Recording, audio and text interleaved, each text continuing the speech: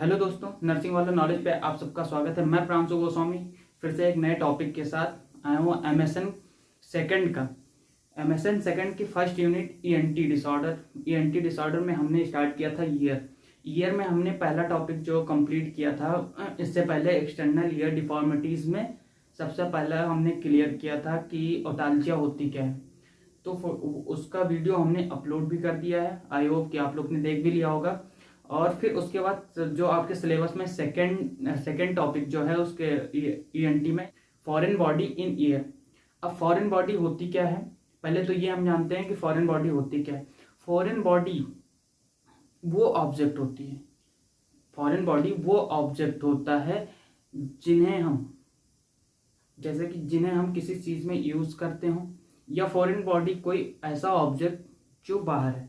जैसे कि foreign object ये पेन भी हो सकती है, कोई कोई एक पेन हो सकती है, या कोई तीली हो सकती है, या कोई शार्प इंस्ट्रूमेंट सुई भी हो सकती है, कुछ भी हो सकता है।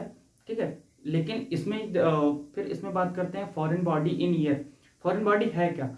फॉरेन बॉडी इन ईयर मतलब इसका क्या मतलब है कि जब फॉरेन बॉडीज में inter in the year knowing और अननोइंग, मतलब नोइंगली और अननोइंगली, मतलब जान में या बिना अनजान में, मतलब आप जान के डाल रहे हैं या बिना अनजान के कोई ऑब्जेक्ट आपके कान में जा रहा है।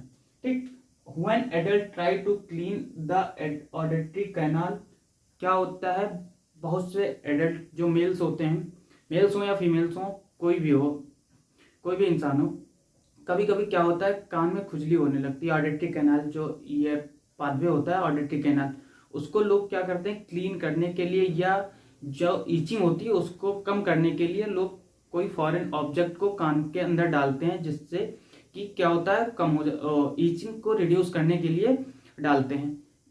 ठीक, फिर उसके बाद बात आती है द ईचिंग और by children who introduce the object. ठीक, हम देख लेते हैं कि फॉरेन बॉडीज में इंटर तक year, foreign body inter in the year knowingly और अननोइंगली। इसका मतलब जान में या अनजान में कोई भी ऑब्जेक्ट जान में डाल लो या अनजान में गया हो। ठीक, फिर उसके बाद when adult try to clean the auditory canal और रिलीव द ईचिंग। बहुत सारे ऐसे लोग होते हैं जो क्या करते हैं कि ईयर में ईचिंग होती है ऑडिटरी कैनाल में, तो लोग कोई ऑब्जेक्ट डाल के उसको मतलब उसके अंदर घुमाते हैं, जिससे कि क्या होता है ईचिंग को रिड्यूस करने के लिए ये ऐसा करते हैं। फॉरेन ऑब्जेक्ट को ले जाके कान के अंदर ऑडिटरी कैनाल के अंदर घुमाते हैं।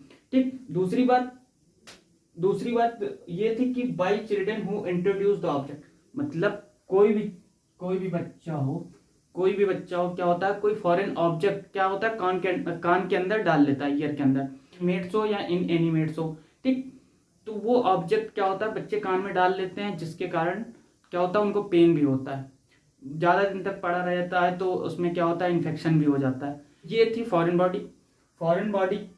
आई होप कि इसका मतलब समझ गए होगे, फॉरेन बॉडी इन ईयर। तो फॉरेन बॉडी आप लोग को समझ में आ गया होगा कि कोई ऑब्जेक्ट जो जान में या बिना अनजान में आप कान के अंदर डाल रहे हैं, that is called foreign object. ठीक है, नेक्स्ट बात करते हैं कि कौन कौन से होते हैं ऑब्जेक्ट्स जो जिन्हें हम पहचान सकें, कौन कौन से ऐसे ऑब्जेक्ट होते हैं। Types of object, foreign body, या इस पे लिख सकते हो foreign body, types of foreign body या टाइप्स ऑफ ऑब्जेक्ट। तो यहाँ पे दो टाइप्स के पहले देख लेते हैं।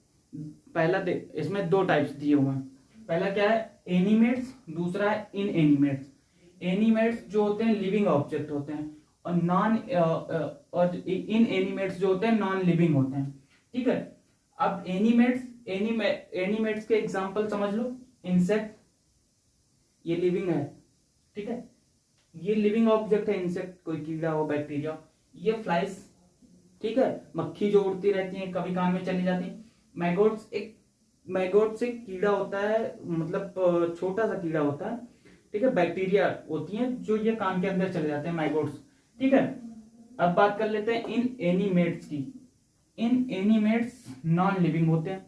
अब नॉन लिविंग में जैसे बात कर लेते हैं नॉन लिविंग में, इन एनिमेट्स में दो तरह के आते हैं, पहला वेजिटेटिवली, सेकंड नॉन वेजिटेटिवली। अब वेजिटेटिवली का एग्जांपल जैसे पी, मटर का दाना, बच्चे कान में कभी कोई डाल लेते हैं, ये बहुत सारे केसेस होते हैं। बीन्स, सीड्स, कोई भी सीड्स हो। और नॉन वेजिटेटिवली में जैसे टॉयज हो, कोई खिलौना डाल लिए कान के अंदर, बटन्स, छोटे छोटे बटन होते हैं वो डाल लेते हैं बच्चे। प्लास्टिक मटेरियल कोई भी हो, पेन पेंसिल, जैसे कि कुछ भी प्लास्टिक मटेरियल हो वो भी। स्टोन्स, छोटे छोटे पत्थर जो होते हैं वो कान में भर के देखने लगते हैं। तो ये थी हमारे फॉरेन बॉडीज। तो फॉरेन बॉडी कितने टाइप की थी? दो टाइप की थी, ठीक है। पहला देख लिया इन एनिमेट्स, पहला देख लिया एनिमेट्स, दूसरा देख लिया इन एनिमेट्स। एनिमेट्स जो थे लिविंग ऑब्जेक्ट थे और नॉन लिविंग में थे इन एनिमेट्स। इसके एग्जाम्पल जो हमने देखे थे इंसेक्ट, फ्लाइज एंड मैगोट्स थे। और जो इस इन एनिमेट्स के थे ये नॉन लिविंग थे। इसमें दो तरह के दिए गए थे, एक वेजिटेटिवली, एक नॉन वेजिटेटिवली। वेजिटेटिवली में पी देखा गया था, बीन्स है, सीड्स है। और नॉन वेजिटेटिवली में toys, buttons, plastic material, stones, ये सारी चीजें देखी गई थी, ठीक। अब नेक्स्ट बात कर लेते हैं क्लिनिकल मैनिफेस्टेशन की, ठीक। अब तो हमने बात कर लिया टाइप्स के, कौन कौन से ऐसे ऑब्जेक्ट होते हैं। फिर उसके बाद अब हम बात कर लेते हैं क्लिनिकल मैनिफेस्टेशन की, इसमें क्या क्या होता है। तो हाँ, अब बात कर लेते हैं क्लिनिकल मैनिफेस्टेशन की।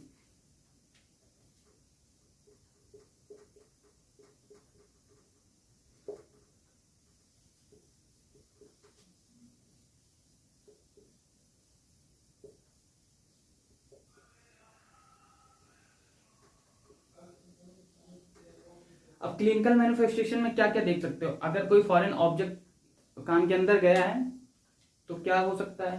पहली चीज तो ओटालजिया। ओटालजिया आप लोग तो कल पढ़े थे कि ओटालजिया क्या होता है?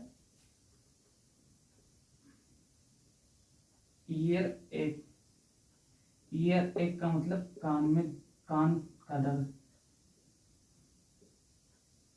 कान का दर्द, ठीक। अब ओटालजिया हो गया। और क्या हो सकते हैं? डीफनेस, डीफनेस, डीफनेस का मतलब होता है कम सुनाई देना, ठीक। अगर कोई फॉरेन ऑब्जेक्ट गया अंदर तो क्या होगा कि हो सकता हो कि आपके टिम्पैनिक मेम्ब्रेन को वो कवर करके रखा हो, जिससे कि आपको पता नहीं चल रहा हो, कोई बाहर से बोल रहा हो तो हल्का आवाज कम जाएगी आपके पास। फिर इरिटेशन होगा, इरिटेशन। अब इरिटेशन भी होगा क्योंकि कोई ऑब्जेक्ट आपके कान के अंदर है तो आपको बेटर फील नहीं होगा, इरिटेट होके अजीब सा लगेगा कान के अंदर, ठीक है। अनप्लीजेंट सेंसेशन फील होगा।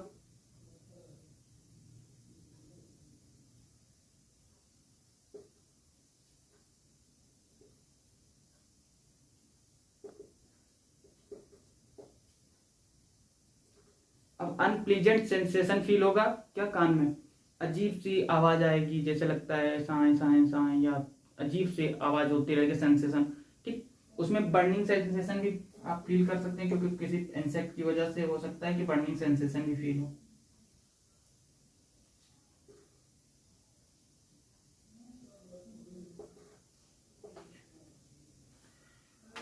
हो सकता हो। बर्निंग सेंसेशन हो सकता हो कोई बैक्टीरिया, माइक्रो ऑर्गेनिज्म क्या हो कान के अंदर एंटर कर गया, उसकी वजह से क्या हो आपको बर्निंग सेंसेशन फील होती रहे, ठीक है।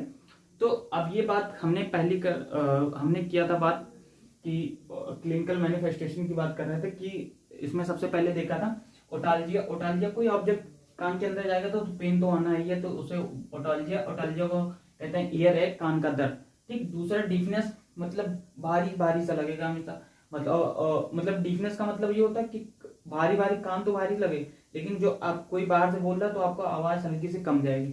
दूसरी चीज इरिटेशन, मतलब कोई ऑब्जेक्ट पड़ा हुआ है तो आपको कंफर्ट फील होगा, नहीं होगा, ठीक। Unpleasant sensation in year, unpleasant sensation लगता है कोई कुछ अंदर ऑब्जेक्ट है और चल रहा है, ऐसा ऐसा फील होता है। फिर बर्निंग सेंसेशन, जलन सी फील होगी, जैसे कोई बैक्टीरिया गया हो तो क्या होता है कि जब बैक्टीरिया अंदर चलते हैं, माइक्रो बैक्टीरिया, कोई इंसेक्ट अंदर चलते हैं तो क्या होता है, जैसे क्योंकि म्यूकस मेम्ब्रेन होता है वहां पे, तो जब चलते हैं तो वहां पे जैसे लगता है कि कोई हमारे जो सेल्स होती हैं उसको डैमेज कोई कर रहा है, तो इसकी वजह से बर्निंग सेंसेशन होता है।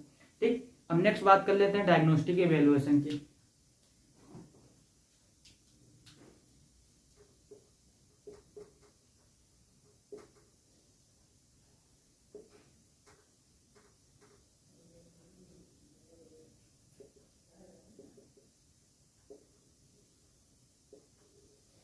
अब नेक्स्ट टॉपिक देखते हैं डायग्नोस्टिक इवेल्युएशन। डायग्नोस्टिक इवेल्युएशन में वही चीज है, क्या क्या क्या रोल हो, फिजिकल एग्जामिनेशन कर लोगे,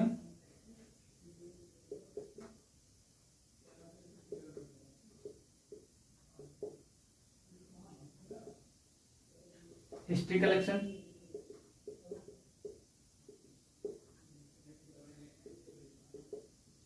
हिस्ट्री कलेक्शन, ऑटोस्कोपी, एक्सरे, इतने अनफ है फॉरेन ऑब्जेक्ट के लिए। फिजिकल एग्जामिनेशन करोगे, देखोगे क्या पड़ा हुआ है अंदर, कुछ ऐसा ऑब्जेक्ट है जो बच्चे ने डाला हो या कोई भी पेशेंट जैसा भी हो। दूसरा हिस्ट्री कलेक्शन करोगे, आपने कुछ डाला तो नहीं था, पूछोगे उससे, ठीक, कि आपने कोई डाला तो नहीं है कुछ ऐसा चीज ऑब्जेक्ट जो वही अंदर रह गया हो। और फिर तीसरी चीज आती है ऑटोस्कोपी। ऑटोस्कोपी हम विजुअलाइजेशन के लिए करते हैं ऑडिटरी कैनाल का। ठीक, नेक्स्ट फिर देखते हैं एक्सरे। अगर इन तीनों में कुछ नहीं पता चलता ऑटोस्कोपी से तो एक्सरे करवा लेते हैं, इसमें तो कन्फाइंड हो ही जाता है। ठीक, तो ये थी डायग्नोस्टिक इवेल्युएशन। तो डायग्नोस्टिक इवेल्युएशन में कुछ कोई दिक्कत नहीं, क्योंकि ऑलरेडी पहले भी बताए हुए थे उस चीज को। अब नर्सिंग स्टूडेंट के लिए मैनेजमेंट बहुत जरूरी होता है, तो बात करते हैं मैनेजमेंट की।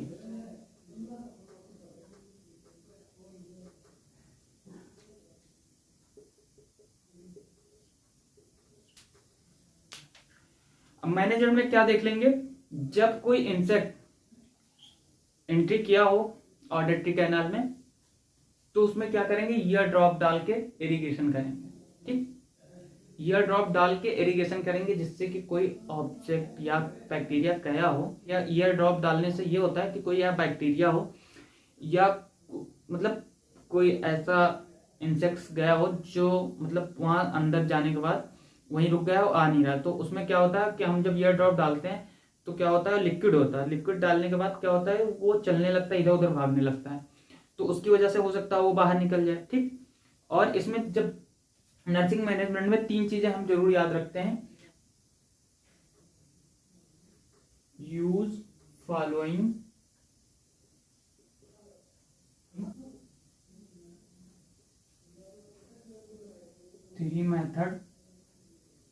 थ्री मेथड फॉर रिमूविंग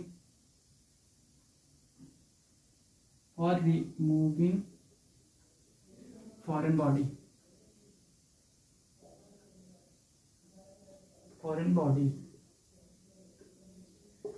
हम तीन मेथड यूज करते हैं। पहला irrigation,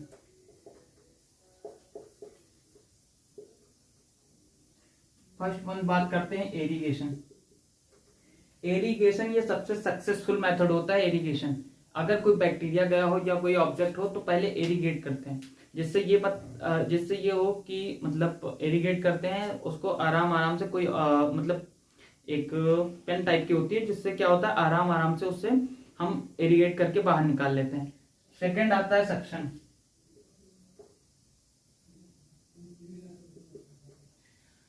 first irrigation, second section, third क्या होता है, इंस्ट्रूमेंटेशन।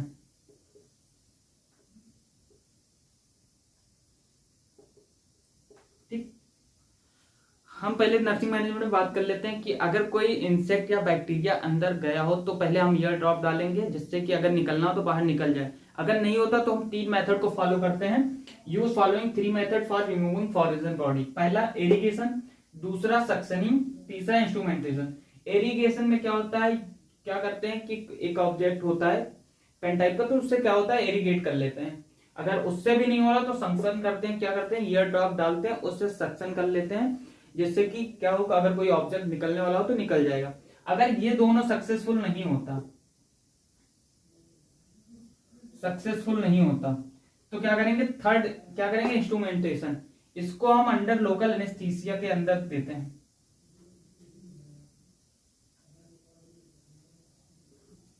ठीक है, इंस्ट्रूमेंटेशन जब करेंगे जब ये दोनों मेथड फेल हो जाएंगे या और अनदर मेथड जो यूज कर रहे थे वो काम नहीं आ रहा है, तो फिर हम इंस्ट्रूमेंटेशन का सहारा लेंगे। जो ये डॉक्टर लोकल एनेस्थीसिया के अंदर हम इसको इंस्ट्रूमेंटेशन करके लोकल एनेस्थीसिया के अंडर इसको हम कवर करेंगे। ठीक, तो ये था फॉरेन बॉडीज इन ईयर। तो अब आप लोग को हम समराइज कर देते हैं कि हमने क्या क्या पढ़ा। पहले फॉरेन बॉडी होती क्या है।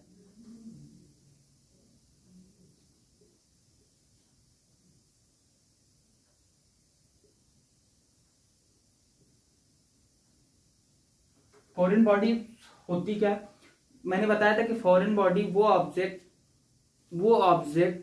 जो आप लोग हमेशा यूज करते हो, ठीक है, और उसे कान के अंदर डाल लेते हो, ठीक है, और उसकी वजह से आपको कॉम्प्लिकेशन पड़ती है, that is called foreign body.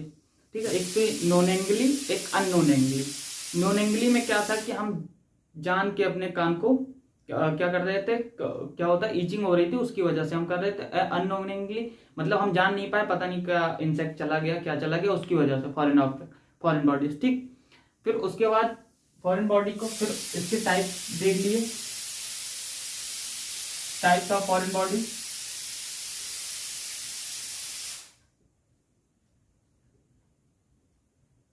इसमें हम दो टाइप के देखे थे, animates and non animates. Animates in animates, ये थे लिविंग वाले, ये थे लिविंग वाले, ये थे नॉन लिविंग वाले। ठीक, ये लिविंग वाले थे, ये नॉन लिविंग वाले थे। इसमें दो चीजें थी। ठीक, इसमें दो चीजें हमने देखा था, ए वेजिटेटिवली। ठीक,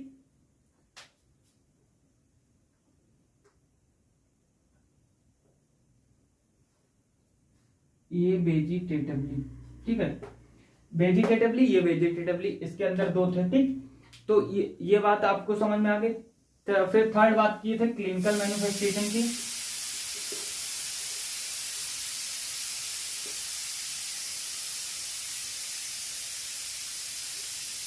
जो साइन एंड सिम्टम देखे, फिर उसके बाद हमने बात किया डायग्नोस्टिक इवेल्युएशन।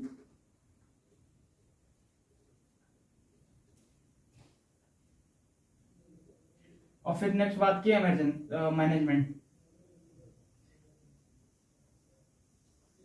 मैनेजमेंट में हमने तीन चीज देखी थी। फर्स्ट देखा था एरिगेशन, अगर एरिगेशन काम नहीं आता तो हम सक्शन करते हैं ईयर ड्रॉप डाल के, अगर सक्शन भी काम नहीं आता तो फिर इंस्ट्रूमेंटेशन करते हैं जो लोकल एनेस्थीसिया के अंडर करते हैं। तो आई होप कि ये टॉपिक आप लोग को समझ में आया होगा। नेक्स्ट टॉपिक के लिए आप लोग तब तक वेट करें, और अगर आप लोग को कुछ इसमें नॉलेज मिली है तो चैनल को सब्सक्राइब कर लें, और वीडियो अच्छी लगे तो लाइक कर देना, और बेल आइकन दबाना न भूलें, जिससे कि ऐसे रिलेटेड वीडियो आप लोग तक पहुंचती रहे डेली। तब तक के लिए जय हिंद, जय भारत।